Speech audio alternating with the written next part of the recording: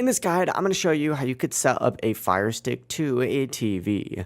Before we do get into this guide, make sure to like the video and subscribe to the channel with all notifications on. It really does help the channel and lets us know that you want more content like this. We'd greatly appreciate it. And if at any point throughout this guide you did have any questions, just ask them down in the comment section below and we could help you out further. I'm going to be doing my best to reply to every single comment down there. Now to begin, let's go over everything inside the box. You're going to get a Fire TV stick, a Fire TV remote, 2 batteries, a power cable, and a wall adapter, as well as an HDMI extender. That HDMI extender is going to be fully optional. I personally use it just to create a little bit more space, but we'll get to that when we get to it. Begin by inserting the batteries into the remote so it's ready to go. And then from here, take the power cable and connect it to the micro USB port on the side of the Fire TV stick. And then plug the Fire TV stick into an HDMI port on your TV and plug the power adapter into a wall outlet for the best performance. From here, just turn on your TV and switch to the correct HDMI input, and then from here you're going to see the Fire TV setup screen. You have to hit the play or pause button first in order to begin loading, and it's going to prompt you to choose your language first, so choose that, and then sign into your Amazon account or create one using the QR code on screen.